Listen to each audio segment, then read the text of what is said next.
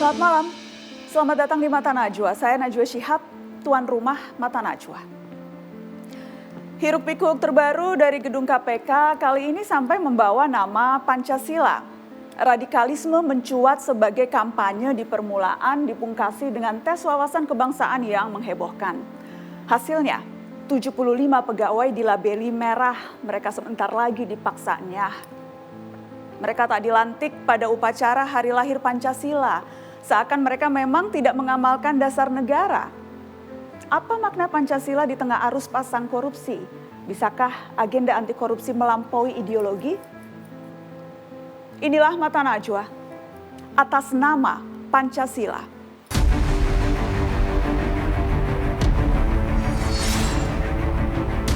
Hasil tes wawasan kebangsaan terhadap pegawai KPK hendaknya menjadi masukan untuk langkah-langkah perbaikan KPK.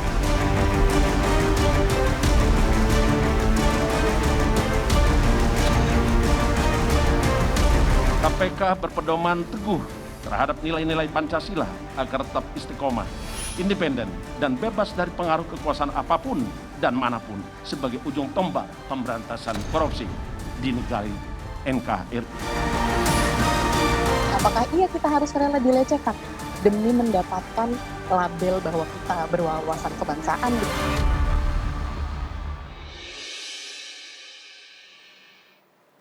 Ya, meski menuai protes dan didesak untuk ditunda, pimpinan KPK tetap melangsungkan pelantikan pegawai menjadi aparatus sipil negara atau ASN pada 1 Juni kemarin. Apa yang terjadi pada detik-detik akhir jelang pelantikan? Sudah hadir di Mata Najwa, saya perkenalkan ada penyidik KPK yang tak lolos TWK, March Valentino. Selamat malam Mas Tino. Malam Mbak. Terima kasih sudah hadir di Mata Najwa. Terima kasih Mbak. Dan saya juga tersambung melalui video salah satu pegawai KPK yang kemarin dilantik, ada Muaz Fahmi. Selamat malam Pak Muaz.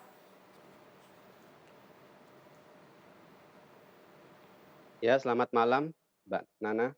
Baik, saya ke Anda dulu ya Pak Muaz. Selamat malam Mbak Nana. Ya, terima kasih sudah bergabung di Mata Najwa Pak Muaz. Anda kemarin dilantik, tapi sebetulnya Anda juga bagian dari hampir 600 pegawai KPK yang sempat meminta pelantikan kemarin ditunda. Apa alasan Anda meminta pelantikan kemarin seharusnya tidak usah dilakukan dulu? Iya Mbak Nana. Salah satu alasan supaya pelantikan kemarin untuk ditunda dahulu agar permasalahan teman-teman yang kemudian dinyatakan tidak lulus tes wawasan kebangsaan itu dikelirkan terlebih dahulu. Karena kami menuntut supaya mereka juga masuk untuk turut dilantik. Ketika akhirnya dilantik, apakah sebelumnya sempat ada peringatan dari pimpinan KPK untuk pegawai yang lolos tetapi tidak hadir pelantikan? Ada Mbak Nana. Jadi kami diperingatkan kalau tidak mengikuti pelantikan itu tidak akan ada pelantikan susulan. Dan jika ada yang tidak ikut pelantikan tanpa alasan yang patut, maka akan ada sanksi. Dan itu akhirnya membuat Anda dan ratusan yang lain yang sempat meminta penundaan tidak punya pilihan lain selain ya kemarin ikut dilantik. Begitu Pak Muaz? Oh tidak Mbak Najwa. Tidak Mbak Nana. Jadi alasan kami untuk tetap ikut pelantikan karena ini kan adalah amanah undang-undang. Kami mengikuti perintah undang-undang. Sedangkan pelantikan tersebut adalah bagian dari perintah undang-undang. Oke, ketika kemudian Anda sempat meminta penundaan dan dijawab oleh pimpinan KPK tidak bisa ditunda demi menghargai 1.271 orang yang sudah lolos TWK. Apakah alasan itu menurut Anda memang justifiable, bisa diterima? Sebenarnya alasan tersebut tidak bisa kami terima, tapi tetap kami melaksanakan pelantikan meskipun perjuangan kami untuk membela teman-teman yang tidak dilantik itu kami tetap berjalan. Apa saja misalnya Mas Muaz yang Anda dan teman-teman yang lolos TWK lakukan untuk membantu teman-teman 75 teman-teman nih yang dicap merah tidak bisa ikut pelantikan kemarin? Jadi kami pertama mengirimkan permintaan penundaan, tapi kami juga menulis surat terbuka kepada Presiden yang ditandatangani pada saat itu sampai 585 orang. Oke, jadi nanti saya akan minta Anda untuk membacakan surat ke Presiden Jokowi, tapi sebelumnya saya mau ke Mas Valentino dulu. Teman-teman Anda tetap dilantik walaupun ada permintaan ratusan dari mereka, termasuk Mas Muaz tadi yang cerita meminta untuk ditunda. Sudah bisa diduga akhirnya seperti ini akan tetap dilantik walaupun desakan dari berbagai pihak, termasuk dari pegawai yang mau dilantik minta ditunda? Ya, kalau saya dan teman-teman secara pribadi, saya mewakili teman-teman 75 sangat mengapresiasi sikap teman-teman yang lulus TWK itu. Kami sangat berterima kasih, nggak menyangka sebetulnya di tengah tekanan, pengaruh, dan intimidasi, teman-teman yang lulus TWK bisa juga mensupport teman-teman yang nggak lulus gitu. Dan memang kalau saya secara pribadi melihat pimpinan udah sangat menekankan bahwa kegiatan ini, pelantikan ini tidak akan bisa diundur dengan 1, 2, 3 alasan. Ya, tapi patut dicobalah usaha teman-teman dan kita bisa tahu hasilnya saat ini. Jadi sudah bisa dibaca sebetulnya sikap pimpinan KPK yang bersikukuh tetap dilantik di hari lahir Pancasila begitu ya. Iya, Mbak. Walaupun usaha dari teman-teman yang lolos bahkan tadi mengirimkan surat dan sebagainya itu Anda lihat memang sudah mentok begitu? Iya, kalau usaha manusia kelihatan udah mentok, Mbak ya. Jadi untuk informasi juga pada hari Senin itu teman-teman yang lulus pasca mereka menyerahkan surat keberatan ini kepada pimpinan manggil teman-teman yang lulus untuk diajak diskusi gitu kan. Sebetulnya kami teman-teman yang 75 ini juga sempat Mbak diminta datang untuk ketemu dengan pimpinan. Tapi karena kami tahu bahwa ya ini cuma formalitas saja gitu kan. Toh yang akan disampaikan juga paling cuma curhatan atau kami sudah melakukan ini, kami sudah melakukan itu, kami sudah berusaha. Tapi kan itu cuma formalitas saja gitu. Akhirnya teman-teman yang 75 ini menyepakati ini kayaknya memang tidak ada keinginan yang baik dari pimpinan untuk menyelesaikan masalah ini. Jadi kami memutuskan untuk tidak menghadiri undangan tersebut, Mbak. Dan memang terbukti kan sudah mereka sudah merencanakan sejak lama, pasti tuntutan kami, baik yang 75 maupun yang 1.200 pegawai itu tidak akan dipenuhi. Tidak akan dipenuhi. Karena itu kemudian Pak Muaz, Anda dan teman-teman mengirimkan surat ke Presiden Jokowi perihal polemik TWK ini. Bolehkah saya meminta Anda membacakan surat ke Presiden Jokowi itu di Mata Najwa malam ini? Baik, Mbak Nana, akan saya bacakan surat yang kami kirimkan kepada Presiden Pak Jokowi. Kepada yang terhormat Presiden Republik Indonesia, ini adalah permohonan pegawai Komisi Pemberantasan Korupsi. Saat ini kami memohon kepada Presiden Republik Indonesia selaku pimpinan tertinggi di Negara Kesatuan Republik Indonesia, sekaligus pemegang kekuasaan tertinggi dalam kebijakan pembinaan profesi dan manajemen ASN, sesuai dengan pasal 25 ayat 1 Undang-Undang Nomor 5 Tahun 2014, untuk dapat 1. Membatalkan hasil tes wawasan kebangsaan yang menimbulkan polemik berkepanjangan sampai dengan saat ini. 2. Memerintahkan agar seluruh pegawai Komisi Pemberantasan Korupsi dapat beralih status kepegawaiannya menjadi ASN sebagaimana amanat Undang-Undang Nomor 19 Tahun 2019, Peraturan Pemerintah Nomor 41 Tahun 2020, dan Keputusan Mahkamah Konstitusi Republik Indonesia Nomor 70/PUU 78 Romawi garing 2019 serta arahan Bapak Presiden sebelumnya. Demikian permohonan ini kami sampaikan. Kami akan tetap berkomitmen bekerja secara profesional, menjalankan tugas dan fungsi melakukan pencegahan dan pemberantasan korupsi demi mewujudkan Indonesia maju tanpa korupsi. Kami Jakarta 30 Mei 2021 ditandatangani oleh 585 orang pegawai KPK yang dinyatakan memenuhi syarat beralih menjadi ASN. Surat surat pegawai KPK yang lolos TWK untuk Presiden Jokowi. Kita akan kembali setelah pariwara, tetap di Mata Najwa.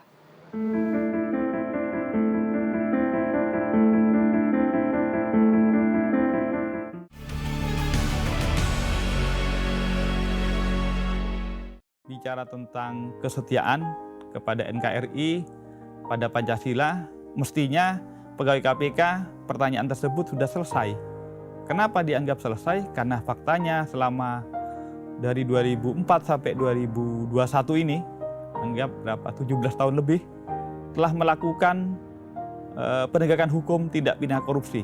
Artinya menangkap orang-orang yang mengkhianati bangsa Indonesia dalam mengelola uang dan mengelola kewenangan. Maka yang nangkap itu mestinya sudah dianggap lebih setia gitu dari masyarakat yang lain. Tapi untuk memenuhi syarat formil dites dulu. Tes itu adalah syarat formil untuk membuktikan bahwa kesetiaan terhadap Pancasila dan NKRI itu terpenuhi.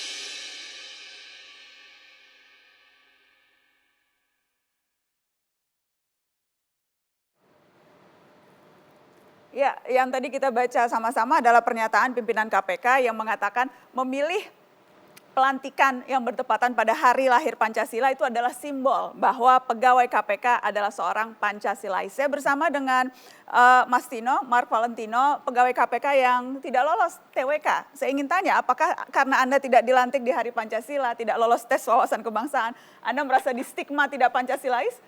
Iya, begitu Mbak. Jadi kami dihadapkan dengan dua ujian ya Mbak. Pertama kami terancam dipecat, yang kedua kami dilabelkan dengan anti Pancasila, menentang pemerintah, anti NKRI, anti undang-undang. Padahal kami selama ini kan melaksanakan undang-undang Mbak. Gitu Mbak. Sempat beredar akhirnya indikator apa pertanyaan-pertanyaan atau ukuran-ukuran kalau seseorang dianggap merah sehingga tidak lagi bisa dibina dan tidak Pancasilais. Kita akan tunjukkan indikator-indikator itu. Dan saya ingin tanya Mas Tino, Anda kebagian tidak pertanyaan yang terkait dengan indikator-indikator merah? Kebagian Mbak. Kebagian? Kebagian. Jadi apa tuh misalnya pertanyaan Jadi yang diajukan? saya baru tahu beberapa hari yang lalu kan ya. Ternyata menentang tidak setuju dengan revisi Undang-Undang KPK itu bagian dari merah. Padahal Ini itu poin nomor 3 nih, kategori merah itu menolak tidak setuju revisi Undang-Undang KPK. Anda ditanya ini? Iya ditanya juga Mbak. Kan ditanya juga kan apa kebijakan apa dari pemerintah yang tidak Anda setujui. Umum kan pertanyaannya Mbak. Saya menceritakan tentang ekspor benur, revisi undang-undang, ini itu. Nah, masuklah ke sini gitu kan, revisi undang-undang. Kenapa? Ya saya ceritakan kan, undang-undang ini begini. Memperlambat usaha pemberantasan korupsi, terlalu banyak hal teknis gitu. Oh gitu. Mereka catat tuh Mbak gitu.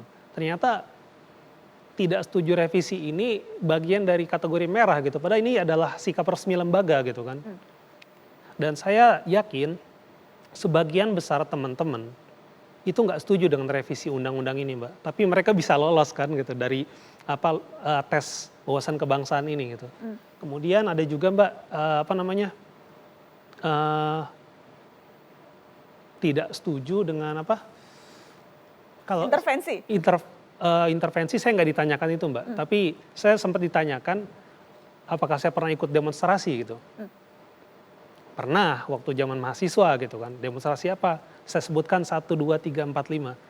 Ternyata ada juga kategori merah yang tidak setuju gitu kan, suka demonstrasi gitu, jadi kategori merah. Dan sebetulnya kan kita kalau unjuk rasa, demonstrasi selama itu masih dalam koridor undang-undang, itu dijamin dalam undang-undang dasar Mbak.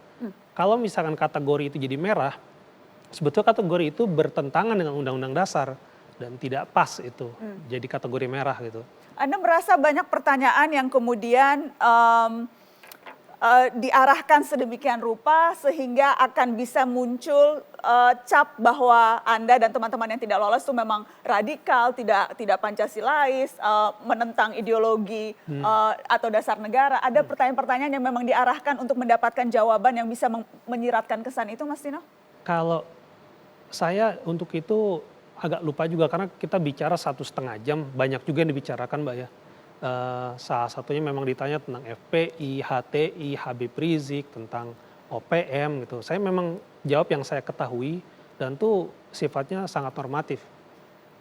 Dan ada juga pertanyaan terkait dengan ini Mbak, saya ditanya kan, ada tetangga Kristen? Ada gitu. Tanya, kalau mereka Natalan mau nggak datang diundang? Mau ngapain undangannya gitu kan? Kalau makan-makan, datang dong makan-makan. Terus kalau ikut kebaktian mereka gimana? Saya cerita Mbak dari awal Mbak. Saya itu dari SD udah punya sahabat Mbak, orang Kristen. Di SD itu saya menghabiskan waktu 1 tahun dengan teman yang Kristen. Di SMP, setahun saya duduk dengan teman saya Kristen juga. Di kuliah, teman saya banyak yang Kristen. Di kerja, saya duduk selama 4-5 tahun bersebelahan dengan teman saya yang Kristen. Dan kalau pergi keluar kota, dinas, saya itu yang paling sering tidur sekamar dengan teman saya ini Mbak, dibanding teman-teman lain. Tetangga saya beberapa Kristen. Jadi saya tidak ada masalah dengan berhubungan dengan teman-teman yang non-muslim, tetangga non-muslim. Tapi manakala itu masuk ke dalam segmen ibadah bersama gitu kan, ya saya menolak gitu. Saya nggak tahu yang dicatat oleh asesornya itu yang mana Mbak, apakah yang dari awal sampai setengah akhir itu atau yang tidak bersedia ikut perayaan Natal gitu kan. Saya nggak tahu yang mana yang dicatat. Tapi mungkin yang dicatat yang belakangan aja tuh Mbak, tidak mau gitu kan. Karena itu jadi kategori juga Mbak di sini. Saya lupa entah itu merah atau kuning gitu. Oke. Saya ingin ke Mas Muaz. Mas Muaz, pengalaman Anda melewati tes TWK itu, apakah mirip dengan yang tadi diceritakan Mas Valentino, ada pertanyaan-pertanyaan yang dirasa janggal? Iya Mbak, jadi kan tes TWK itu 2 kali. Pertama tulis, yang kedua lisan. Yang tulis itu yang beberapa bagian. Bagian pertama psikologi standar lah. Tapi kemudian yang bagian terakhir itu kan esai yang kemudian pertanyaannya menjurus. Kami ditanya tentang FPI, tentang HTI, tentang siapa lagi perkara-perkara misalnya narkoba, LGBT, seperti itu Mbak. Sementara tentang Pancasila seingat saya cuma 1 saja. Lalu kemudian dilanjutkan sekitar 2 minggu kemudian tes lisan. Ya saya kebetulan tidak mendapatkan pertanyaan-pertanyaan yang sangat menyeleneh yang saya dengar dari rekan-rekan yang lain. Begitu Mbak. Oke. Tapi kurang lebih sama dengan apa yang tadi disampaikan oleh Mas Tino. Oke, karena Ketua KPK dalam konvensi pers sempat mengatakan ini bahwa semua pertanyaan, semua metode itu sama dilalui oleh yang lolos maupun yang tidak lolos. Kita dengarkan cuplikan konvensi pers Ketua KPK berikut ini. Saya agak heran kalau ada kalimat bahwa ada upaya menyingkirkan. Saya ingin katakan tidak ada upaya untuk menyingkirkan siapapun. Kenapa saya pastikan itu? Karena tes yang dilakukan wawasan kebangsaan diikuti oleh 1.351 pegawai. Dengan ukuran yang sama, instrumen yang sama, alat ukurnya sama, waktu mengerjakan sama, pertanyaannya sama, modulnya sama. Hasilnya memenuhi syarat 1.271 yang tidak memenuhi syarat 75. Mas Tino, apa tanggapan Anda soal itu? Katanya semuanya sama dan malah heran kalau ada tudingan ingin menyingkirkan. Kalau misalkan dibilang sama, memang saya yakin Mbak, dari misalkan Mbak mereka melis 100 pertanyaan Mbak. Ya nggak mungkin kan 100 pertanyaan itu ditanyakan semua gitu. Mungkin saya kebagian 1-70, teman ada yang 2-80 gitu kan. Nah, tapi Mbak, saya meyakini bahwa pertanyaan terhadap teman-teman tersebut dan jawabannya saya yakin hampir semuanya sama. Tapi treatment terhadap jawaban itu tergantung dari siapa yang menjawab. Apa misalnya? Ya mungkin tadi saya bilang Mbak, kalau misalkan ditanya tentang revisi Undang-Undang KPK, kalau kita mau buka hasil wawancara, interview 1.300 pegawai itu Mbak, saya yakin sebagian besar dari mereka bilang bahwa kami tidak menyetujui revisi Undang-Undang KPK. Kalau itu menjadi parameter merah, saya yakin lebih banyak dari 75 orang yang akan dicoret itu. Dan ada teman saya Mbak, jadi kebetulan gini, ada teman dari sekretaris Dewas, ditanya kan, kenapa nggak bisa lolos? Sekjen menjawab, ini Dewas, salah satu anggota Dewas bertanya kepada Sekjen, kenapa bawahan saya tidak lolos? Karena yang bersangkutan menjawab bahwa tidak menyetujui hukuman mati. Kenapa begitu gitu? Kami juga bingung kan, tidak menyetujui hukuman mati cuma karena berpendapat seperti itu Mbak. Jadi kategori merah. Padahal itu kan cuma apa yang ada di pikiran gitu. Dan saya yakin konklusi tidak menyetujui hukuman mati tersebut ada intronya Mbak.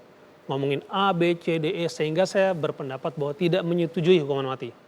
Tadi Anda katakan bahwa apapun jawaban Anda itu mungkin saja bisa diterjemahkan dalam dua kelompok yang akan bisa Benar. masuk kategori tidak Pancasilais. Benar. Mungkin sebagai contoh gini Mbak. Ada teman yang di frame bahwa dia itu liberal. Kenapa liberal? Jadi sebagai contoh, apakah Anda setuju LGBT? Kalau dibilang saya setuju LGBT karena A, B, C, D, E gitu. Nanti kalau orang ini memang ditarget, wah ini orang liberal nih, merah. Tapi kalau misalkan, oh saya tidak setuju karena A, B, C, D. Wah ini orang radikal, ini merah gitu. Apapun yang dijawab, kalau kami meyakini itu Mbak ya.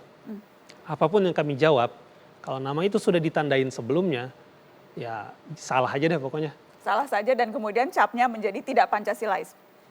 Mas Muaz, seberapa jauh Anda mengenal teman-teman 75 yang kemudian sekarang akhirnya harus distigma tidak Pancasila? Ya, halo Mbak Nana. Jadi saya kenal betul dengan rekan-rekan hampir semua rekan-rekan 75 nama itu. Saya sudah bekerja sejak tahun 2005 di KPK. Boleh, Mas Muaz, Kemudian mohon maaf tadi Ya, belum halo. masuk audionya, boleh tolong diulang? Jadi penilaian itu Ya, tepat halo. tidak? Saya rasa tidak tepat Mbak Nana. Kenapa? Karena saya kenal betul dengan rekan-rekan saya yang termasuk kebanyakan ada di 75 itu. Saya mengenal mereka 15 tahun lebih. Bahkan mereka ada yang sudah bekerja lebih lama daripada saya, seperti Pak Novel dan lain-lain sebagainya, Pak Sujanarko, begitu Mbak Nana. Dan saya yakin mereka itu sangat Pancasilais, bukan hanya secara wawasan, tapi mereka mempraktikkan dalam bentuk pemberantasan korupsi yang resikonya juga besar. Mereka mempertaruhkan segalanya untuk berjuang demi Pancasila dalam bentuk pemberantasan korupsi. Oke, Pak Muaz, kalau mereka kemudian akhirnya ya dipecat, seberapa akan berpengaruh pada kinerja KPK menurut Anda? Saya rasa akan sangat berpengaruh Mbak Nana. Kenapa? Karena ini kan selama ini yang masuk dalam list itu saya tahu orang-orang yang getol betul dengan perjuangan anti korupsi, ada yang salah disikat. Dan nggak peduli mau atasan salah juga tetap dilawan. Karena yang mereka bela itu adalah undang-undang, kebenaran, bukan person to person. Saya ingin tahu pertanyaan terakhir untuk Anda Pak Muaz, bagaimana sekarang suasana psikologis kebatinan teman-teman yang kemarin dilantik jadi ASN melihat polemik ini belum juga tuntas nih? Saya belum ini Mbak ya, kebetulan seminggu ini kan sedang kondisi kurang sehat jadi di rumah saja, tapi yang saya lihat dari percakapan secara online, saya melihat bahwasanya teman-teman ini masih semangat untuk ingin memperjuangkan rekan-rekan yang kemarin tidak dilantik itu. Jadi semangatnya masih ada. Dan kami harap ini kan kami sebenarnya melaksanakan perintah undang-undang. Dan yang kami lawan itu adalah mereka-mereka yang tidak patuh terhadap undang-undang, yang kemudian tidak sesuai dengan mengeluarkan kebijakan, tidak sesuai dengan perintah undang-undang, tidak sesuai dengan keputusan MK, bahkan tidak sesuai dengan amanah Presiden. Oke, jadi ini bukan hanya perjuangan 75 yang tidak lolos, tapi perjuangan teman-teman yang lolos dan sudah dilantik yang untuk menunjukkan solidaritas terhadap teman-teman yang mendapatkan stigma tidak Pancasilais dan sebagainya ini. Baik, perjuangan bersama seluruh pegawai KPK. Terima kasih Mas Muaz sudah bergabung di Mata Najwa. Mas Valentino, apa yang ingin Anda sampaikan? Apa ya? Saya jadi lupa Mbak, karena terlalu banyak yang ingin disampaikan Mbak. Tapi pada intinya segini Mbak, selama ini kita melihat bahwa apa yang disampaikan oleh pimpinan itu tidak sepenuhnya jujur Mbak. Tidak sepenuhnya jujur. Jadi akhirnya kan kita, teman-teman yang di KPK maupun rakyat Indonesia udah mulai bisa membedakan. Siapa sih sebetulnya di sini yang orang yang berintegritas, siapa orang yang tidak berintegritas. Jadi ya mungkin ada kalanya pemberantasan korupsi ini akan menurun. Tapi kami meyakini bahwa suatu waktu kebenaran akan terungkap dan itu pasti akan menang. Gitu Mbak. Terima kasih sudah hadir di Mata Najwa malam ini, Makasih Mbak. Mas Valentino. Tetap di sini, kami akan kembali sesaat lagi.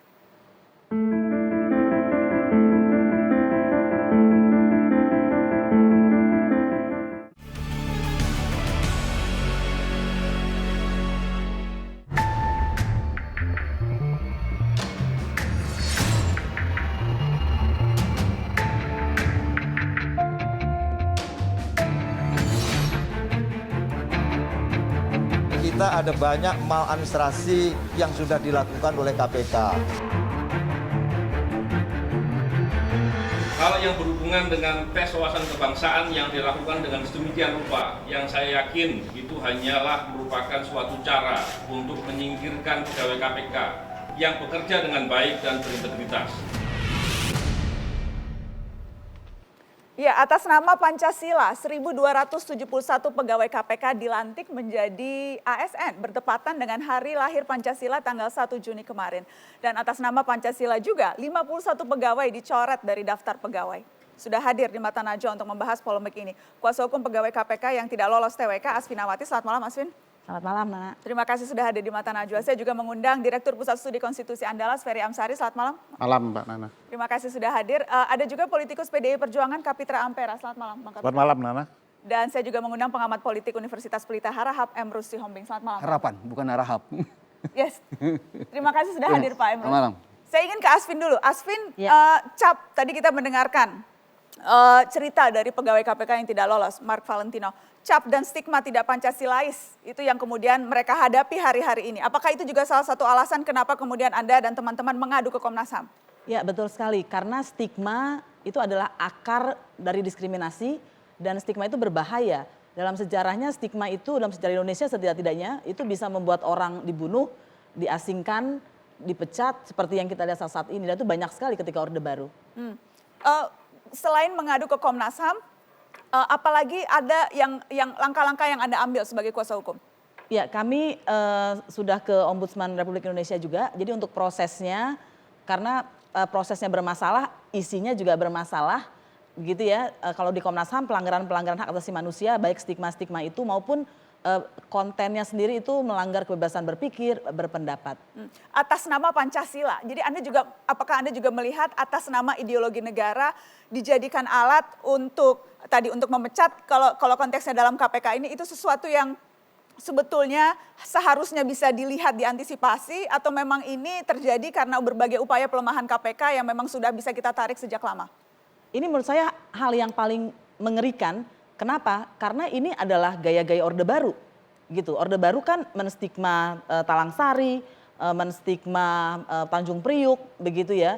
Bahkan ketika penyerangan kantor PDI itu kan kemudian Budiman Sujatmiko distigma juga, gitu ya, komunis.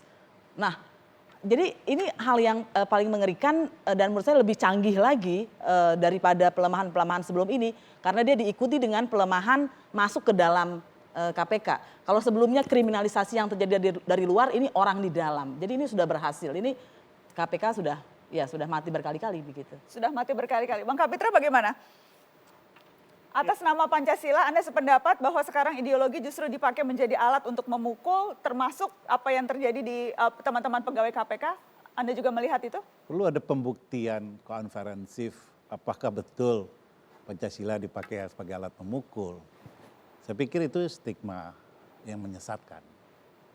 Karena kita bisa lihat ada 94,6% yang lulus. Dan 5,4% yang tidak lulus.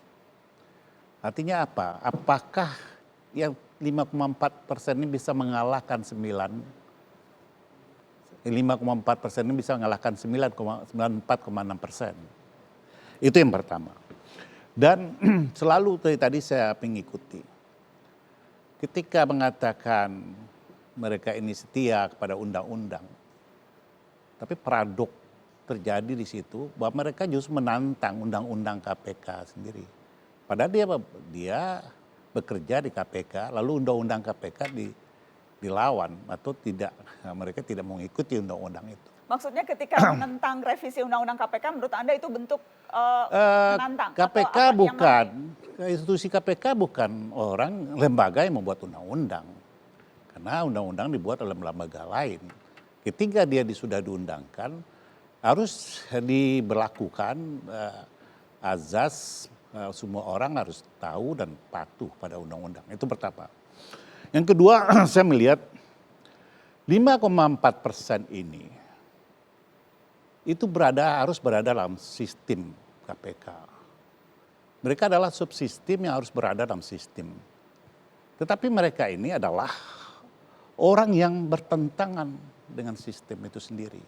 Jadi permasalahannya adalah ketika ya mereka keluar dari sistem sebagai subsistem itu, maka selalu terjadi kegaduhan. Oke. Nah itu yang pertama. Kedua, boleh saya hold karena saya ingin minta Bang Ferry untuk menanggapi. Tadi Anda banyak bicara soal undang-undang dan sebagainya. Bagaimana Bang Ferry? Saya pikir pernyataan Bang Kapitra banyak khilafnya ya.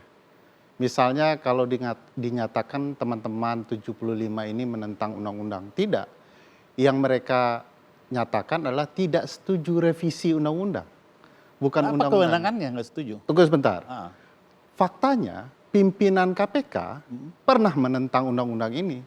Ada yang syaratnya umur 50, tapi tetap dilantik umurnya 40-an. Kenapa tidak diberhentikan orang seperti ini? Berarti menentang undang-undang, menentang Pancasila, menentang Undang-Undang Dasar 1945. Jadi tidak komprehensif pendapat seperti itu ya. Kedua, harus dilihat teman-teman ini baik-baik ya. Kalau Bang Kapitra baca peraturan perundang-undang secara baik, jelas dikatakan ada beda antara alih status pegawai KPK menjadi PNS dengan pengadaan PNS. Beda.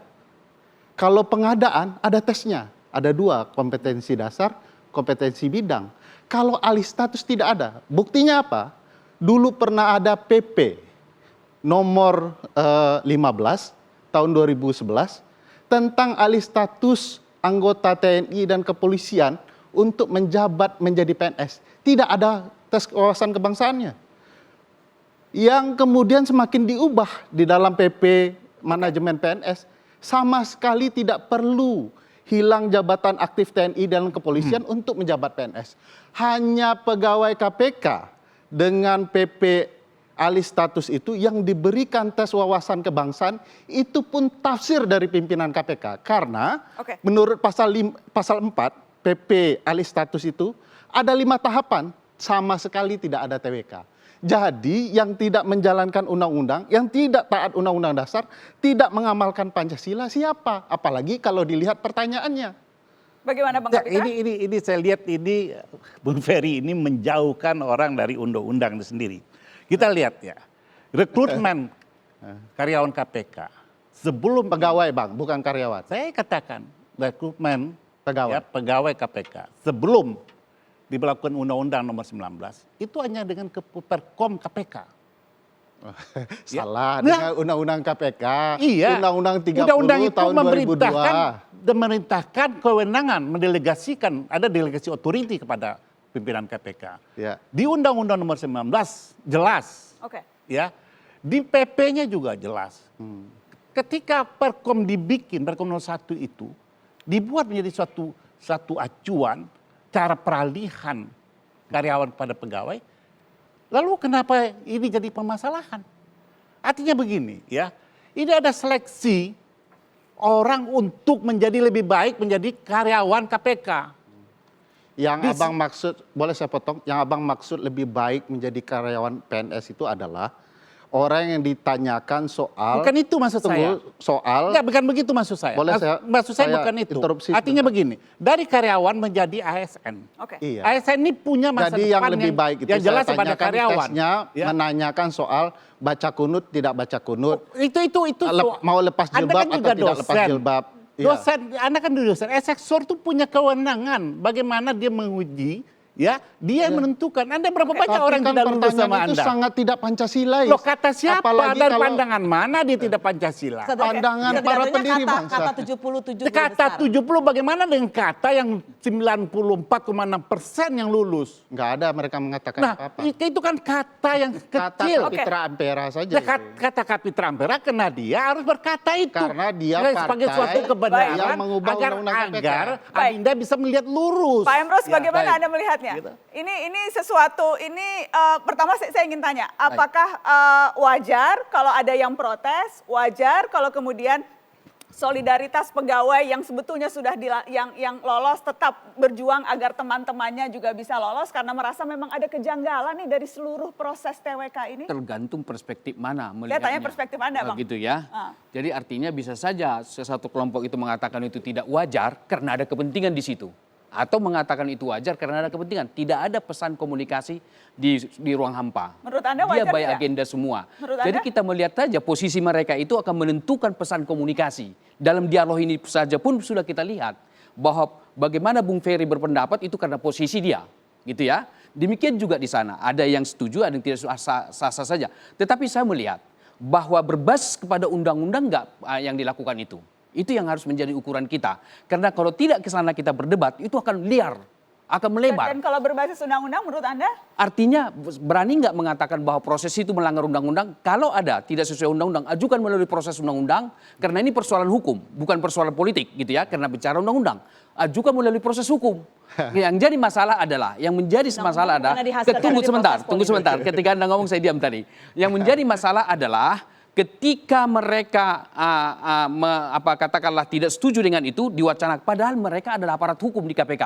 Kalau tidak suka, tidak sesuai, ajukan proses hukum. Iya. Maka kita perdebatkan di hukum, gitu Menurut kan? Anda langkah-langkah yang diambil sekarang itu tidak elok, tidak patut dilakukan oleh pegawai KPK? Menurut pandangan saya, sejatinya masuk ke ruang sidang, dilaporkan ke pengadilan, PT UN dan lain-lain sebagainya supaya clear, gitu ya. Lapor ke Komnas Kalau HAM, perdebatan, ke Komnas HAM, ke Ombudsman, menurut Anda? silahkan saja kalau soal itu sebagai hak mereka. Tetapi finalnya adalah di proses hukum. Bagaimana, jadi ajukan saja melalui proses hukum. Iya. Sebentar, ada sedikit nggak boleh saya tambahkan tadi tentang labeling atau katakanlah stigma. Saya terus terang mengatakan teorinya itu adalah labeling teori, gitu ya. Di stigma atau di labeling memang. Tidak selamanya labeling itu positif. Tidak selamanya juga negatif. Bisa juga positif, gitu ya. Label tidak Pancasilais pasti negatif kembali, dong. yang mengatakan itu siapa? Kan wacana publik, bukan pejabat KPK, bukan komisioner yang mengatakan Saya itu gitu loh. boleh merespon ya? Silakan. Bang Emrus ini tidak tahu dan mungkin tidak baca putusan Mahkamah Konstitusi nomor 70 Ya. yang mengatakan eksplisit Ya. bahwa proses alih status pegawai KPK menjadi PNS tidak boleh merugikan pegawai Setuju KPK itu, dalam keadaan tapi apapun. mengatakan- Tunggu dulu, Anda mengatakan bahwa harus menempuh proses hukum. Sudah ditempuh proses hukum. Dan putusan MK itu konstitusionalitasnya tertinggi. Artinya pimpinan dan orang-orang yang kemudian berupaya menyingkirkan 75 pegawai ini tidak taat konstitusi. Yang Anda simak dulu. Anda simak dulu. Yang saya katakan adalah persoalan labelingnya itu adalah wacana publik. Apakah hanya bukan sekedar pejabat wacana publik yang publik, mengatakan Asfi, itu bahwa itu tidak Bung Ferry. Pancasilais? Tes wawasan kebangsaan itu Ya. pertanyaannya wawasan kebangsaan didasarkan atas apa? Pasti atas dasar Undang-Undang Dasar 45 dan Pancasila. Betul. Kecuali kalau ada yang mengakui. Artinya tidak lulus tes wawasan kebangsaan tidak sesuai dengan Undang-Undang Dasar dan Pancasila. Itu logikanya dan itu yang tertulis di dalam Perkom. Pertanyaannya sekarang begini. Ya. Kalau tadi, pertama ya, proses hukum itu bukan cuma pengadilan. Ada yang namanya executive review. Tadi Bung Ferry sudah bilang, kalau saja sebelum revisi Undang-Undang KPK, Presiden bisa bilang, itu bukan urusan saya. Tapi karena Presiden dan DPR setuju dengan Undang-Undang 19 2019, bahwa KPK menjadi rumpun eksekutif, ya tanggung jawab Presiden sekarang. Dan kalau Bang Kapitra ini ya, itu dengan pikiran seperti ini, maka seluruh pemohon judicial review di MK itu menantang undang-undang. Ini pikiran jadul banget. Lah, Anda boleh mengatakan. Baik, kan judicial review MK Ya. karena tidak setuju undang-undang. Anda lihat isi judicial review itu apa? Tapi ya? sudah di Ini kalau judicial terlalu review, tinggi, tapi tidak patuh bukan PDIP. terlalu tinggi berpikir, rupanya masih ada di bumi. Ini yang keliru ya. Baik, kita harus break. Nanti kita lanjutkan setelah pariwara. Tetap di Mata Najwa atas nama Pancasila. Siapa yang mengatasnamakan Pancasila? Siapa yang tidak Pancasilais? Siapa yang lebih Pancasilais? Kita akan bahas setelah pariwara. Tetap di sini.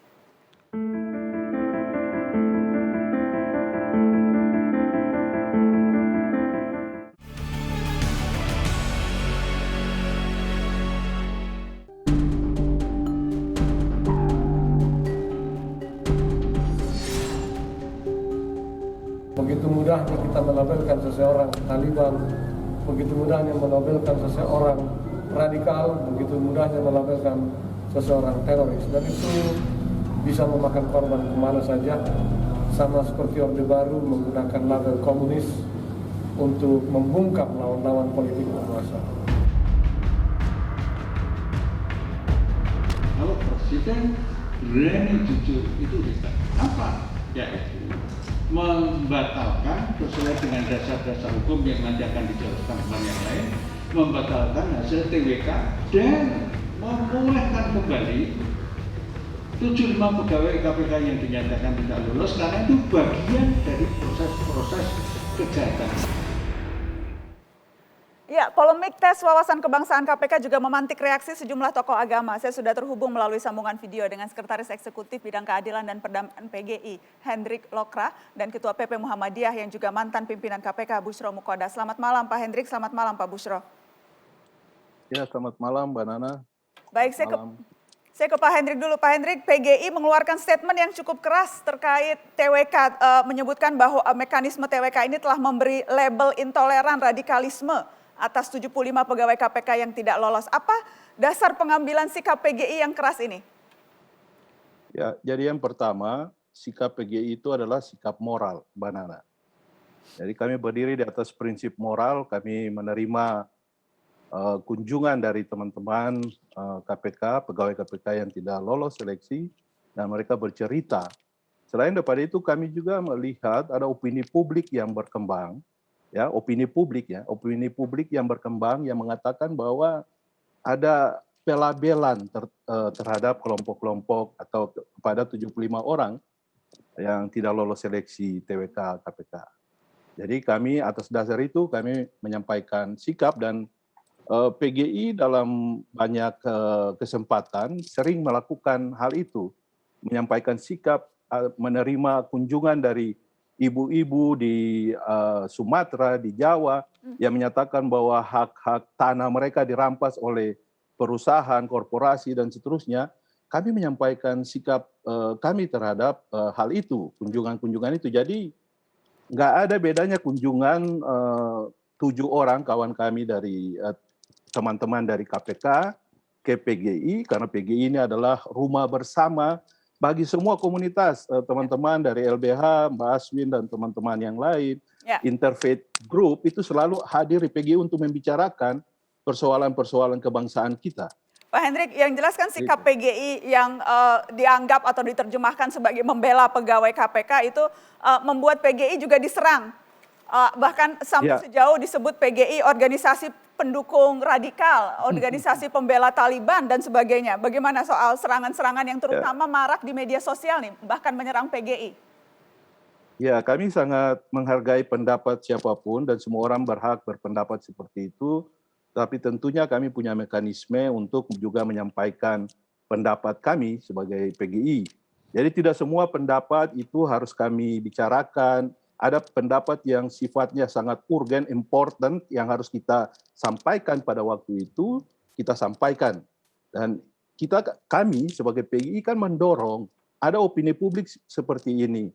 Sudah membelah masyarakat dalam satu sisi yang satu ke sisi yang lain, saling kontra.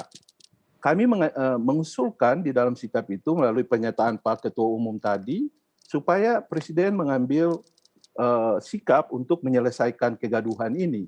Jadi kami juga membaca pernyataan Presiden bahwa TWK itu bukan instrumen alih status kepegawaian, dan karena atas dasar seperti itu kami menyampaikan sikap kami seperti itu, Mbak Nana. Jadi ini sikap moral. PGI itu politiknya adalah politik moral. Ya, kemampuan untuk hidup di dalam polis itu adalah politik PGI. Kami tidak ada politik praktis di dalam konteks mengurus kekisruan akibat daripada TWK KPK 75 orang pegawai KPK ini. Baik. Positioning kami cukup jelas, Mbak Nana. Makasih. Baik. Posisi yang sama juga ditunjukkan PP Muhammadiyah, Pak Bushro, yang bahkan juga senada tadi dengan sampaikan Pak Hendrik. Anda mendesak Presiden Jokowi untuk menyatakan TWK ini sebagai tindakan ilegal bahkan. Apa saja dasar argumen Anda, Pak Bushro? Ya, jadi bukan hanya saya saja sebagai salah satu ketua di pimpinan Pusat Muhammadiyah, tapi juga sekretaris umum, juga ketua bidang yang lain yang mempunyai sikap yang sama, yang itu merepresentasikan sikap moral Muhammadiyah terhadap persoalan-persoalan yang muncul akibat tes wawasan kebangsaan oleh pimpinan KPK ini. Dasarnya tentu saja, pertama tes TWK ini tidak mempunyai landasan hukum di dalam Undang-Undang KPK maupun peraturan yang terkait. Yang kedua, kita tidak bisa melepaskan tes TWK ini dari proses-proses pemilihan, dari proses-proses politik yang melatari sebelumnya. Pertama, revisi Undang-Undang KPK. Yang itu KPK yang undang-undang lama independen, karakter independen itu dihapuskan sengaja oleh DPR dan disetujui oleh Presiden. Yang kedua, bersamaan dengan itu kemudian serta-merta cepat sekali muncul pengesahan Undang-Undang Minerba. Muncul revisi Undang-Undang Mahkamah Konstitusi dan terakhir Undang-Undang Omnibus Law Cipta Kerja. Apa maknanya? Maknanya adalah bahwa ini sistem penggembosan, pelumpuhan, pemberantasan korupsi sekaligus memberikan fasilitas-fasilitas kepada kelompok-kelompok elit tertentu agar bisa menguasai sektor-sektor bisnis. Dan yang kedua, jangan sampai dilupakan, dan ini masyarakat perlu diberitahu, bahwa TWK ini tidak bisa lepas dari proses-proses yang sebelumnya muncul, di mana di KPK dilanda isu, diserbu isu, dibombardir oleh isu tentang radikalisme, Taliban, dan sebagainya, yang di sana itu kemudian saya ingin menyatakan dan memberikan kesaksian, teman-teman Kristiani, teman-teman Hindu, teman-teman Buddha, teman-teman Islam itu sama sekali tidak pernah mempersoalkan itu. Ya. Saya sendiri pernah mengantarkan teman-teman Kristiani di KPK itu ke Cilacap menemui Romo Karolus yang mendapatkan Ma'arif Institute untuk datang kepada pimpinan KPK struktural, kemudian bersama dengan Buya Syafi'i Mari, Profesor Jamaluddin Anco, memberikan pandangan-pandangan terhadap bagaimana prospek KPK itu dari pandangan-pandangan beliau-beliau itu.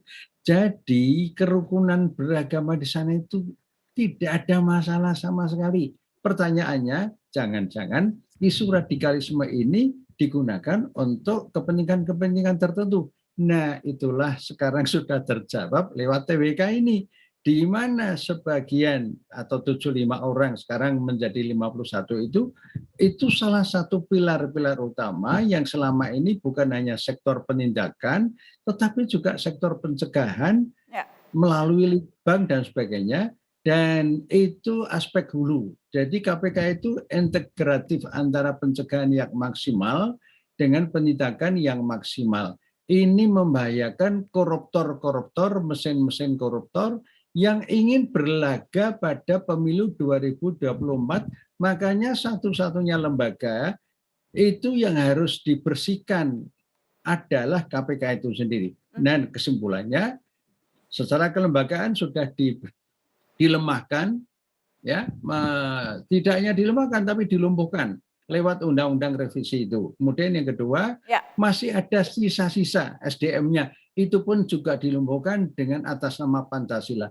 Siapa pengkhianat Pancasila itu? Siapa penista Pancasila itu? Sebaliknya, siapa pengamal Pancasila itu? Bukankah teman-teman lintas agama di KPK yang selama ini bekerja dengan sangat tertib, sangat disiplin, dan prima, unggul integritasnya?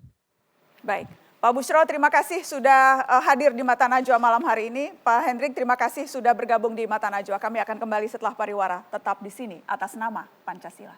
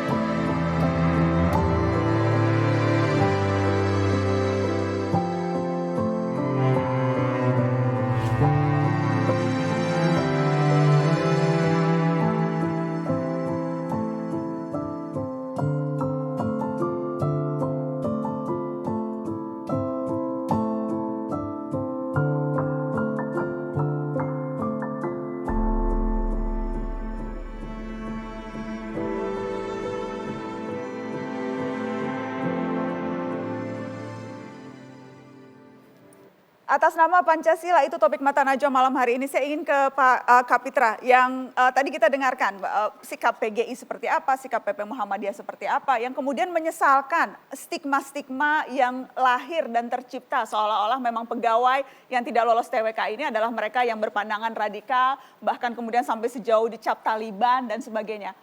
Ya, saya melihat karena ini sikap moral ya. Sikap moral itu tidak mengikat dalam konstitusi. Karena hanya ruang lingkupnya bicara tentang boleh dan tidak boleh. Kekhawatiran itu beralasan tidak? Kekhawatiran bahwa Pantas dan stigma tidak ini... pantas. Dia tidak. Saya ingin katakan begini. Dalam tes itu, setahu saya ada 3 elemen yang dipertanyakan. Pertama tentang kesetiaan. Kesetiaan itu ada 4 ya.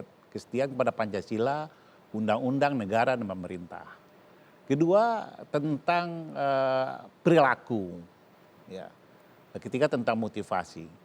Dan saya pernah membaca dari jawaban orang-orang yang dites itu ada mengatakan bahwa betul ada Taliban. Siapa yang mengatakan itu? Saya tidak sebut namanya, tapi saya punya datanya. Ya, ada berapa orang. Anda membaca di mana? Karena bahkan pimpinan KPK saja tidak punya akses saya terhadap membaca jawaban. dan saya punya bukti akurat tentang itu. Dan mereka mengatakan saya tidak pernah takut dengan siapapun kecuali Allah, termasuk dengan pimpinan. Nah, ini kan sudah bicara soal attitude ya. Nah ini sebenarnya yang dikembangkan keluar supaya apa? Kayak playing victim gitu ya. Sekarang apa sih yang menjadi permasalahan sebenarnya? Karena komisioner KPK tidak boleh menerbitkan suatu perkom yang isinya memuat tentang syarat-syarat pengalihan termasuk tes TWK itu. Sementara ada asas mengatakan presumptio iustak causa. Itu kan bahwa kebijakan itu, keputusan yang dikeluarkan pimpinan KPK harus atau selayaknya sudah dianggap ya suatu yang benar. Tetapi kalau pimpinan saya tidak boleh mengambil suatu kebijakan, berarti sama saja mereka ini merotokkan sistem. Jadi boleh saya tambahkan? Di mana gitu ya? Oke, sebentar. Saya lempar dulu baru nanti kemudian Pak Emrus bisa menambahkan. Tadi hanya playing victim saja. Ya integritasnya di mana sih mau tanya? Integritasnya di mana gitu?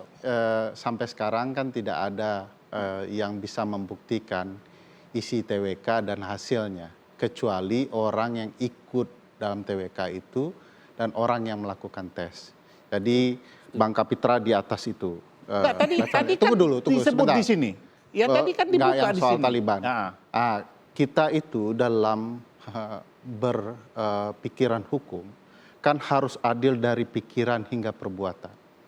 Kalau untuk alih status pegawai KPK diberikan syarat setia dan taat Pancasila, Undang-Undang Dasar, NKRI, dan pemerintahan yang sah, maka Bang Kapitra dan Bang Emrus perlu tahu menurut pasal 240 ayat 1 Undang-Undang Pemilu, calon anggota DPR, DPRD, Provinsi, Kabupaten, Kota juga diberi syarat yang sama.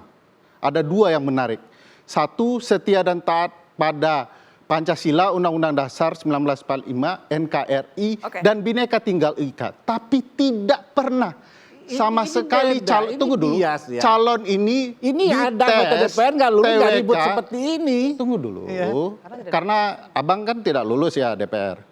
Jadi saya nggak ribut seperti kan tidak pernah karyawan KPK begini. Kan tidak pernah abang dengan syarat seperti itu di tes TWK. Seluruh partai-partai tidak. Bahkan uniknya Mbak Nana, setelah anggota partai menjadi koruptor pesakitan dan masuk, mereka tidak dites TWK setelah keluar untuk mencalonkan kembali.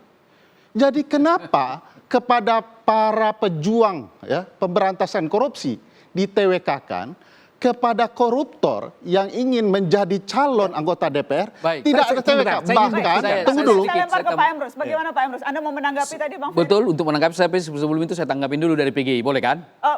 Karena sudah tidak ada PGI-nya, jadi sudah tidak bisa apa-apa, saya juga ditanggapi tanggapi dulu sedikit tentang itu supaya bisa masyarakat paham gitu ya. Persoalan katakanlah intoleransi, radikal dan lain-lain sebagainya, itu harusnya pihak PGI juga melakukan penelitian, jangan langsung menelan habis. Begitu datang satu kelompok menemui PGI, langsung dia declare. Tapi harus dilihat dari pihak lain supaya clear gitu ya. Baru yang kedua saya mengatakan bahwa tentang TWK, ya kan, tes wawasan kebangsaan itu kita belum lihat isinya semua. Ada nggak di situ persoalan Pancasila? Ada nggak di persoalan Undang-Undang Dasar 45? Tunggu dulu sebentar. Artinya apa yang mau saya katakan bahwa tunggu sebentar.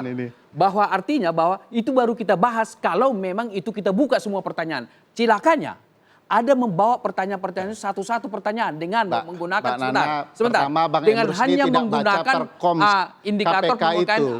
indikasi agama misalnya. Di Perkom KPK itu disebutkan sebentar, biar clear dulu salah saya. satu cara oleh karena menilai itulah setiap ketika kuesioner itu Bang, disusun, Abang ketika jangan kuesioner itu disusun, berpendapat hanya kepada satu-satu publik kita di bahas, saluran publik, pasti tapi tidak holistik. baca undang-undang. Oleh karena itulah pahamilah variabelnya, pahami indikatornya, pahami kuesionernya. Jangan ketika satu-satu kita tarik, sama saja telah melakukan framing. Jadi Bung Ferry telah melakukan framing itu. Berarti Pak Emrus melakukan framing karena nggak baca Perkom, nggak ketemu sama yang tes. Kalau kami kuasa hukum. Oleh karena itulah maka saya mengatakan, dibuka kuesionernya. Tapi hati-hati, kuesioner itu ada hak cipta. Bunyi peraturannya Jadi begini, artinya Pak kita Emrus. membahas, mengangkat suatu kuesioner tertentu, mengangkat kuesioner tertentu tanpa melihat secara holistik. Supaya Bapak tidak salah baca panjangnya. Bapak mau mendengar penggiringan opini publik harus dibaca secara holistik. Pak, peraturan KPK nomor 1 itu salah satu bunyinya mengatakan untuk menentukan setia dan taat pada Pancasila bla bla bla dilakukan TWK. Bapak baca enggak peraturan ini? TWK itu juga tes yang lain. Ini ada komparatif. TWK yang lain. Apakah tidak dilakukan tes semacam itu? Ini ada komparatif. Yang kuesioner yang sama bobotnya. Begitu. Kalau tidak baca peraturan tapi berpendapat inilah yang menyesatkan. Kuesionernya dulu. Saya ingin tanya dulu hal yang sangat prinsip. Apakah tapi Anda berdua sependapat bahwa TWK itu wajar untuk dijadikan ukuran menilai Pancasila atau tidaknya seseorang? Hari ini keponakan saya masuk pendidikan kejuruan, kedinasan. Tadi di tes TWK. Ya, ada tes TWK. Ada pertanyaan pilih Pancasila atau kitab suci tidak? Nah, ini bukan masalah apa yang ditanyakan, tapi kalau dikatakan ada nggak tes tentang TWK? Ada. Jadi itu soal materi tes itu biasa. Dan namanya itu konsekuensi logis dari orang yang dites, yang diuji. Kita nggak bisa bandingin apel dengan jeruk, Bang. Ini kan tes masuk. Bagaimana naik kapal ketika makan jeruk aja belum pernah. Itu harus karena dia alih fungsi. Tadi Bang Foni sudah mengatakan. Alih fungsi, tapi ada delegasi otoriti yang diberikan kepada dengan tes alih status berbeda. Mereka ada yang sudah menjadi pengajar di lembaga negara. Ada yang sudah pernah menjadi polisi. Kenapa mereka harus des lagi? Bukankah polisi tidak mungkin melanggar undang-undang? Baik, tidak jaminan bagaimana? Seorang profesor doktor belum tentu capable di semua bidang. Betul. Oleh karena itulah maka kita harus mendengar. Saya sendiri sebagai dosen, saya mau belajar dari mahasiswa saya. Jadi kalau saya lihat ada flyer, sudah pengajar di sini, saya ada jaminan dia pintar. Bukan begini, Bu. Ada jaminan agenda kita ini terlalu mudah memahami dinamika Jadi jangan di-blame seperti itu, jangan di-labeling seperti itu. Jadi karena permasalahan substantif itu apa? Ya gini, saya paham Bang Kapitra. Karena kami tidak, karena begini, saya tidak setuju dengan pertanyaan kalau Anda tidak nurut atasan tadi ya, Bang Kapitra bilang ya, karena itu betul terverifikasi dari beberapa orang. Tidak menurut atasan. Tidak menurut atasan itu artinya tidak lolos, merah begitu ya. Kalau atasannya korup dan dia tidak nurut, berarti dia tidak ikut korupsi. Tapi kalau atasannya korup, dia nurut atasan, berarti dia ikut korupsi. Apakah pernyataan saya ini berarti karena saya tidak paham kebangsaan? Bukankah Soeharto berkuasa 32 tahun karena semua bawahan pegawai negeri itu jatuh pada Soeharto? Baik, kita mau mengulangi itu. Baik, kita akan kembali setelah pariwara. Tetap Mata Najwa atas nama Pancasila. Kami kembali setelah pariwara. Setelah pariwara. Pada tahu semua. Analogi saudara itu tidak ada.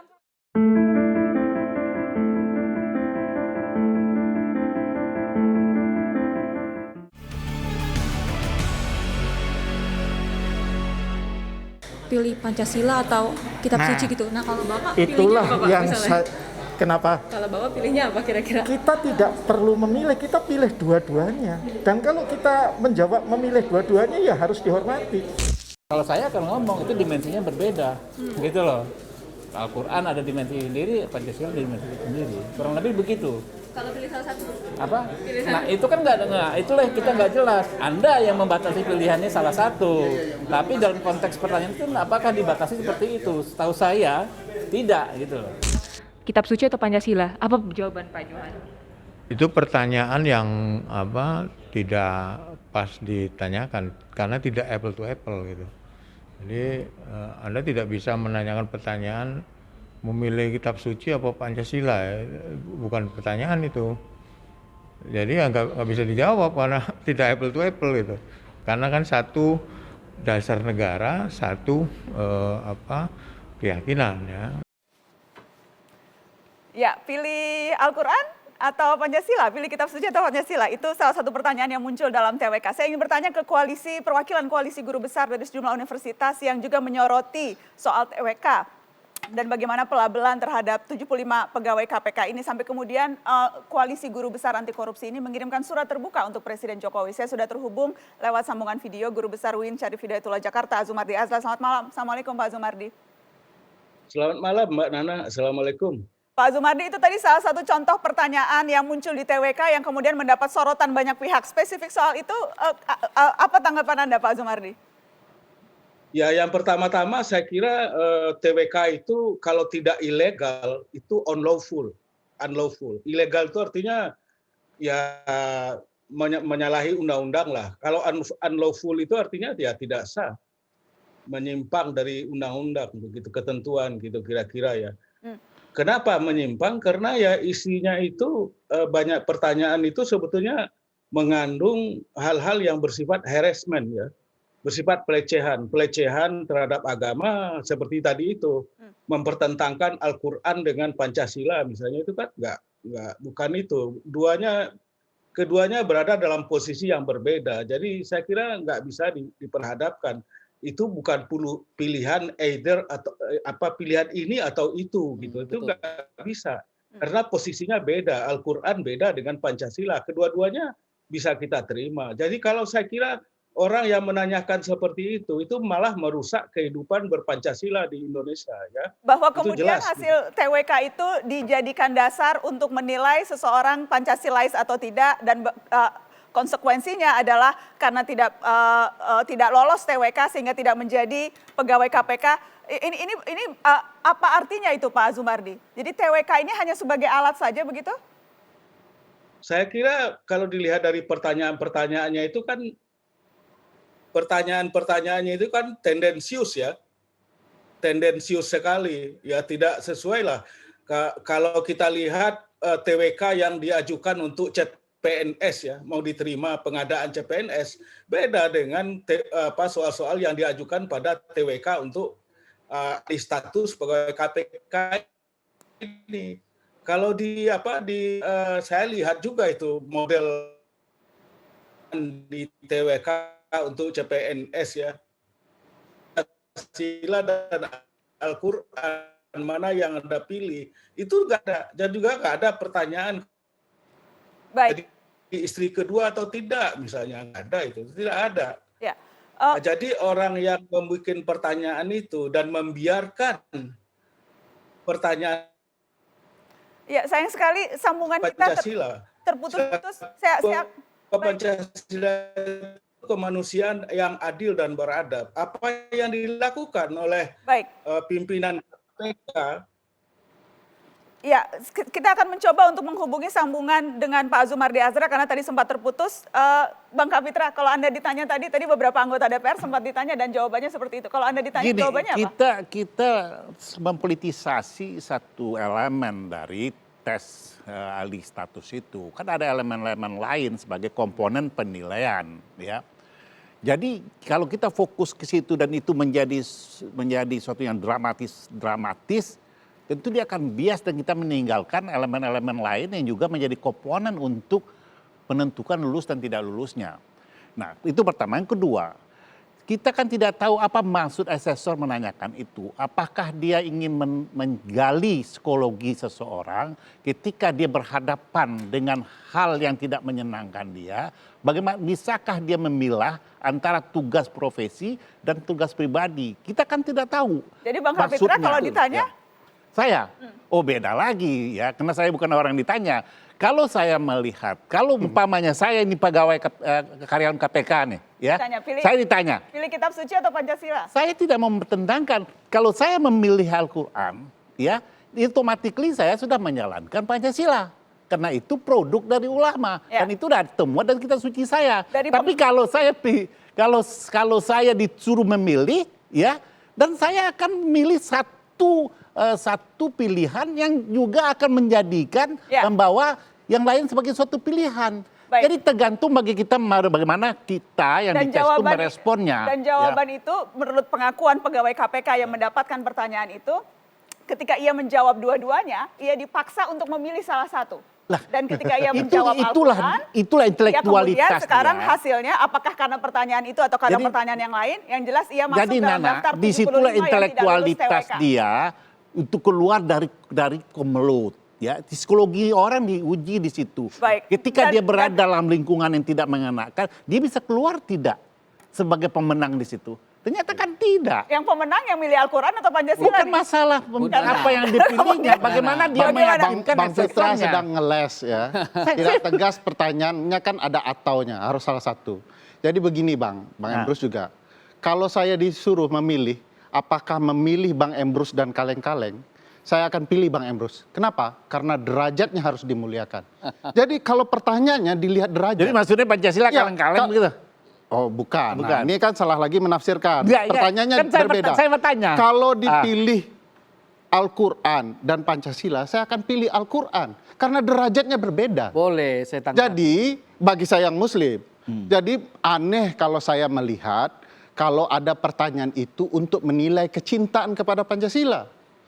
Boleh. Karena Bang Emrus, kalau kita mempelajari sejarah Pancasila, kita akan paham penghormatan Pancasila adalah kepada seluruh nilai-nilai agama yang ada. Saya mengatakan bahwa kalau orang paham metodologi penelitian, paham tentang variabel penelitian kuantitatif, ada yang disebut dengan definisi operasional variabel. Definisi operasional variabel ini disertai dengan indikator di mana validitas isi harus ada di situ, tidak boleh satu variabel hilang. Oleh karena itu, ketika kita membahas kuesioner, yang dilakukan di situ tidak boleh hanya satu pertanyaan itu, harus kita bahas secara holistik. Hanya mereka lah yang tahu itu. Tetapi orang yang punya kepentingan ini saja yang diangkat, kenapa ke pertanyaan yang lain tidak diangkat? Berarti dia punya framing. Nah, karena ini pertanyaan sensitif. lain misalnya, Enggak, Islamnya Islam apa, ikut pengajian apa, Artinya, Ustadz idola favoritnya siapa, karena hari ini Minggu ada dianggap kegiatan sebagai apa, suatu bisa sensitif. tidak baca doa kunut, kenapa belum menikah, apakah masih punya hasrat atau tidak, bagaimana pendapat Anda jika tidak anak hanya Anda situ nikah saja beda pertanyaannya agama? kan? Bagaimana pendapat Anda soal free sex, bagaimana mengenai donor darah yang penganut agama Nah, berarti lain, banyak kan pertanyaan apakah punya lagi? pacar, kalau Nah, pacaran ngapain aja? oleh Ini karena saya itulah, pertanyaannya, saya terus terang. kalau berangkat Mana? dari variabel pertanyaan-pertanyaan ini Pak ini Emrus, pengalaman wajar saya. atau tidak? Tunggu dulu, wajar kalau itu variabelnya apa yang diukur? Tunggu dulu, apa variabel yang diukur? Apa operasional variabelnya? Apa indikatornya? Atas dasar itu disusun Indikatornya ada, kuesioner, kita bisa lalu keluarkan- dilakukan uji kita bisa validitas dan keluarkan- reliabilitas. kita bisa Nah, keluarkan sepanjang itu indikatornya valid lagi. dan reliabilitas boleh digunakan. Saya punya pengalaman Bu Nana. Saya 2 kali testing pejabat negara tidak lulus. Tetapi saya tahu pertanyaan itu sangat bagus sekali. Termasuk pertanyaan-pertanyaan yang Ibu ajukan tadi masuk ke saya itu. Tapi saya harus hargai. Gitu ya, karena termasuk bagaimana katakanlah selera saya untuk melihat beda jenis kelamin misalnya dengan saya, itu saya kira perlu dites itu. Tapi itu sifatnya private. Oleh karena itulah pembicaraan tentang ini Bagaimana harusnya tunggu dulu, secara ilmiah harusnya Anda melibatkan semua kuesioner dan orang yang diuji supaya terbuka semua. Tapi ketika di framing hanya pertanyaan-pertanyaan yang sifatnya sensitif, itu sudah punya tujuan-tujuan tertentu. Dan ada yang cuma dites 10 menit. Ada yang dites 1 jam, ada yang dites 1,5 jam. Wawancaranya. Ada yang diwawancara kemudian menangis. Dan pertanyaan saya, ketika Pak Emrus mempertahankan ada validitas, reliabilitas, apakah itu terkait tes ini? Iya. Apakah Bapak sudah pernah baca? Apakah Bapak sudah pernah mewawancarai orang yang ikut tes? Kalau tidak, berarti itu tidak terkait dengan persoalan kita saat ini. Itu betul, tapi untuk soal yang Saya lain. menjelaskan secara umum. metodologinya, kawan. Betul, berarti bukan Jadi soal tes supaya ini kita kan, metodologinya paham, secara umum kita kan? tidak membahas satu kuesioner saja. Jadi harus keseluruhan variabel itu, indikator itu. Saya mau jelaskan itu sebenarnya. Bukan membahas keseluruhan pertanyaan karena tidak ada sama kita. Supaya kita punya pengetahuan metodologi. Sehingga ketika mengangkat satu Bang Emrus kuesioner, tidak ngomong itu punya panjang-panjang framing. tapi tidak ada isinya, saya mau tanya ke Abang. Boleh. Secara ilmiah bagaimana pengetes bisa membuktikan bahwa seseorang yang diujinya punya hasrat seksual atau tidak? Tolong jelaskan secara ilmiah. Itu bisa dijawab dengan pertanyaan psikologi. Tanya pakar psikologi. Mereka bisa membuat kuesioner yang semacam itu. Luar biasa. Itu kepakaran mereka, Bung. Jadi kita harus hargai Anda pakar Anda di bidang hukum. Bagaimana? Tapi ada kepakaran psikologi. Bagaimana cara menilai secara psikologi orang berketuhanan yang Maha Esa? Oh bisa, tanya orang psikologi. 1 jam, 1 Bisa jam. nggak ditunggu? Kalau begitu, Kuesionernya, Anda tidak usah berpendapat, kita Kuesionernya undang bisa orang psikologi kuesionernya kesini. bisa dilihat dari sudut knowledge, kesadaran, sikap dan perilaku tentang itu bisa. Kita akan Disusun kembali kuesioner setelah itu. pariwara, tetap di Mata Najwa kami kembali sesaat lagi.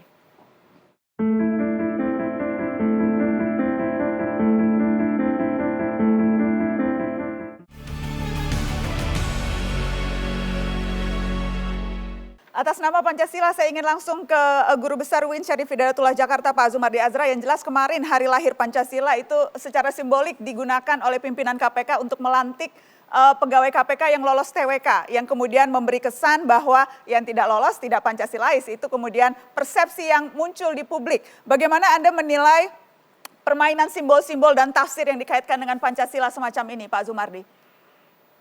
Saya kira sejak dari pertama kali apa yang terjadi, kegaduhan yang terjadi di KPK ini, saya kira sama sekali jauh dari nilai-nilai Pancasila. TWK-nya itu sendiri secara substantif jelas banyak yang menyimpang dari nilai-nilai Pancasila.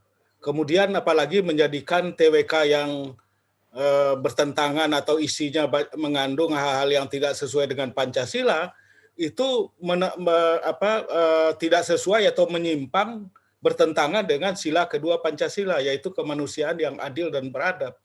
Di sini kita melihat bahwa apa yang dilakukan oleh pimpinan KPK itu sama sekali tidak adil dan sekaligus juga tidak beradab. Ya, dari pertanyaan-pertanyaannya jelas sekali tidak beradab, dan membiarkan TWK seperti itu juga tidak beradab. Jadi oleh karena itu saya kira langkah yang saya kira kita perlu menyelamatkan, ya, menyelamatkan bukan hanya KPK tapi juga Pancasilanya, jangan sampai digiring ke arah kesesatan oleh para baik oleh KPK maupun BKN. Saya kira BKN bertanggung jawab di sini.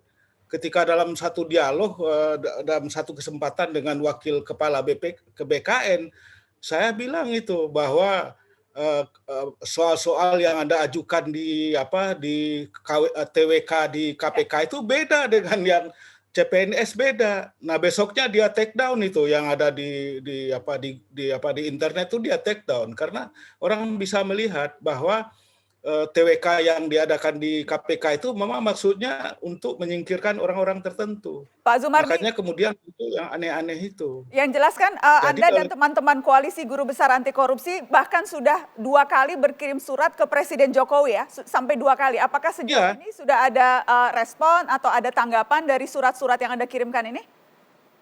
Kalau yang terakhir ini tidak ada tanggapan. Terakhir ini kita meminta supaya Presiden membatalkan pelantikan itu, mencegah pelantikan, ya, karena pelantikan itu didasari dari TWK yang itu tidak sah, yang itu menyimpang begitu, ya.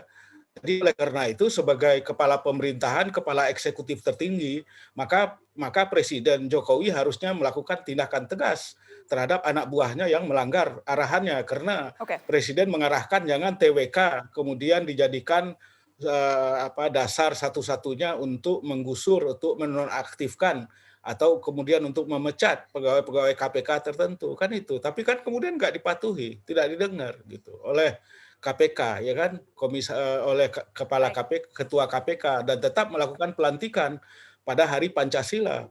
Padahal apa yang dilakukan itu bertentangan dengan nilai-nilai, dengan sila Pancasila dan juga nilai-nilai Pancasila. Itu kan nggak masuk akal. Tapi saya kira publik juga nggak bisa, publik umumnya lah tidak bisa dikibuli, tidak bisa dibohongi. Mereka juga melihat apa yang terjadi, ya, yang dilakukan oleh KPK bersama BKN dan juga bersama Menpan RB. Dan ketiga-tiganya kan ini sebetulnya anak buah dari Presiden Jokowi. Dan seharusnya Presiden Jokowi menertibkan mereka. Karena apa? Karena pembangkangan seperti ini, ya saya kira merupakan presiden yang tidak baik buat tata negara lah, kenegaraan, tata kenegaraan itu nggak cocok gitu. Baik, terima kasih Pak Azumardi Azra sudah bergabung di Mata Najwa malam hari ini. Terima kasih banyak Pak Azumardi Azra. Terima kasih banyak sudah hadir di Mata Najwa malam ini, teman-teman. Terima kasih sudah menyaksikan. Closing statement-nya tadi sudah disampaikan oleh Pak Azumardi Azra mewakili Koalisi Guru Besar Anti Korupsi. Terima kasih teman-teman, sehat terus. Assalamualaikum. Waalaikumsalam.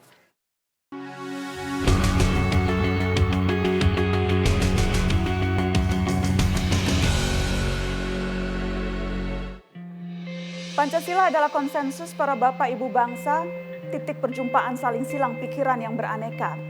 Serupa payung yang menuduhi berjuta kepala, seumpama taman yang menampung ribuan putik bunga.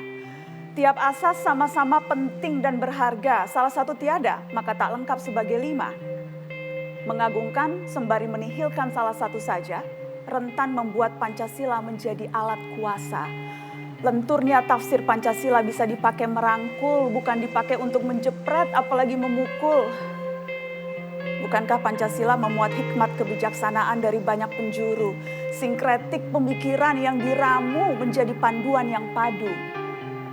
Selama tidak melanggar hukum, terbukti merugikan yang umum, corak ideologi patut diberi mafhum. Keadilan yang akan membuat semuanya tertanggungkan. Keadilan yang membuat Indonesia pantas diperjuangkan.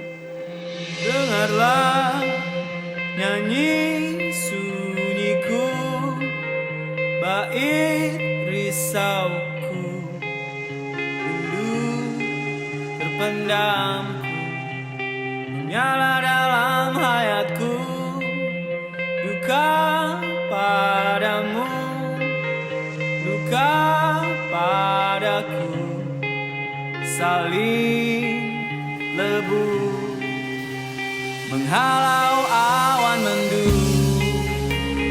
Kemanusiaan itu seperti terang pagi, rekahkan harapan, menepis kabut gelap, niatkan kunjung terkepal, bekik menebal terjadi.